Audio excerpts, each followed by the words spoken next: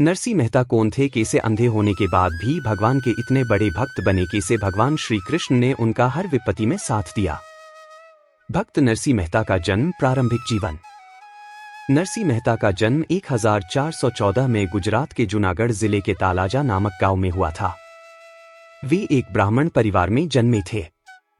उनके माता पिता का निधन बचपन में ही हो गया था, जिसके कारण उनका पालन पोषण उनकी दादी ने की। वे बचपन में गूंगे और अंधे थे। उनकी दादी ने उनका हर जगह इलाज और वैद्यों के पास दिखाया, पर कोई असर नहीं हुआ। एक बार एक महान संत उनके गांव में आए तो उनकी दादी नरसी जी को संत के पास लेकर गई। जब संत ने नरसी जी को देखा तो उन्होंने नरसी को गोद में उठा लिया और उनको कान में संत ने कहा, बोलो राधे श्याम राधे श्याम राधे श्याम। भगवान की कृपा से नरसी जी ने राधे श्याम बोलना शुरू कर दिया। यह सब देखकर उनकी दादी ने संत को दक्षिणा देना चाही, पर संत ने उनको माना कर दिया। फिर बड़े होने पर उनकी दादी ने नरसी जी की शादी कर दी। फिर आगे चलकर उनकी दादी का निदान हो गया।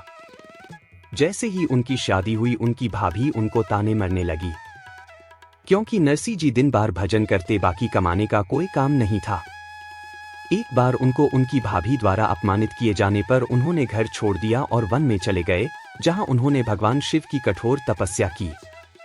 उन्होंने भगवान शंकर को प्रसन्न करके उनके दर्शन किए और भगवान शंकर ने उनको विष्णु जी से मिलने की बात कही और उनके दर्शन करवाने को कहा। भगवान शंकर उनको विष्णु जी के धाम लेकर गए और वहां पर जाकर जैसे ही भगवान शंकर के साथ मृत्यु लोक के प्राणी को देखा तो उन्होंने भगवान शंकर से कहा, हे महादेव, आप मृत्यु लोक के प्राणी को यहाँ सशरीर क्यों ले आए? तब महादेव ने बोला कि यह आपका बहुत बड़ा भक्त है, आपके दर्शन करना चाहता था, इसलिए इसको यहाँ लेकर आया हूँ। भगवान विष्णु ने नरसी जी को गले लगाया और उनको बोला कि अब आप आपके लोक में जाकर धर्म का प्रचार करें। श्री विष्णु भगवान की यह बात सुनकर नरसी महाराज मृत्यु लोक में आ गए और भगवान के नाम का गुणगान करने लगे।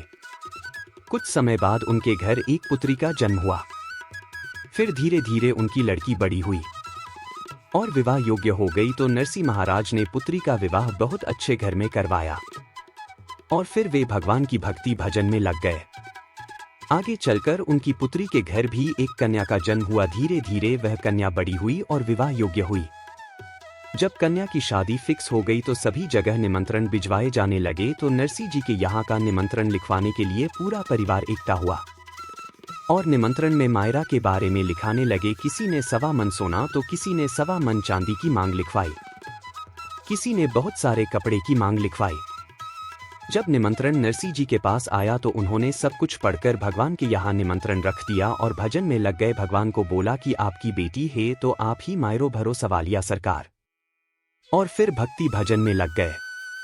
जब शादी नजदीक आ गई तो नरसी महाराज मायरा में जाने की तैयारियां करने में लग गए। उन्होंने उनके भाई से बैलगाड़ी मांगी तो भाई ने माना कर दिया। फिर पड़ोसियों को पूछा तो पड़ोसियों ने भी माना कर दिया, लेकिन किसी ने बोला कि मेरे पास पहिया है, तुम कहीं से गाड़ी का जुगाड़ कर लो। तब नरसी जी ने गाँव में किसी से पूछा तो गाँव में किसी ने उन्हें गाड़ी दे दी। इसके बाद उन्होंने गाड़ी और पहिए को जोड़कर गाड़ी बना ली। फिर किसी ने उनको बूढ़े बैल दे दिए।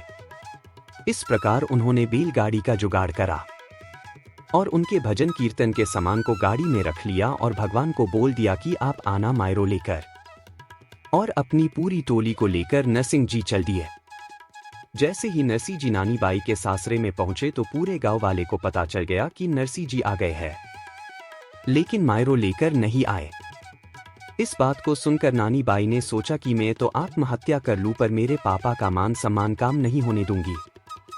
इस प्रकार की बात सोचकर कुएं में पानी भरने के बहाने घर से निकल गई और कुएं पर पहुंचकर जैसे ही कुएं में छलांग लगाने लगी तब अचानक श्री कृष्ण भगवान वहां पहुंच गए और नानी बाई को कुएं में कूदने से रोका और कहा, बहन तुम्हारे लिए मायरा में लेकर आऊंगा। ऐसा बोलकर भगवान वहां से चले गए और अगले दिन जब श्री कृष्ण और रुक्मणी जी सब मायरो लेकर आए तो नानी बाई के ससुराल और आसपास के गाँव वाले देखते रह गए। फिर श्री कृष्ण ने नरसिंह जी को गाड़ी में चढ़ाया और नानी बाई के घर मायरा भरने के लिए चल दिए।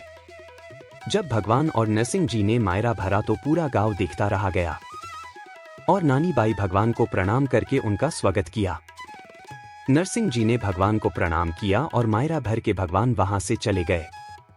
दोस्तों, इस कथा के माध्यम से हमें यह जानकारी मिलती है कि भगवान को सच्चे मन से याद करो तो भगवान हमेशा हमारे पास ही रहते हैं। आपको वीडियो अच्छा लगा हो तो वीडियो को लाइक करें और चैनल को सब्सक्राइब करें। धन्यवाद।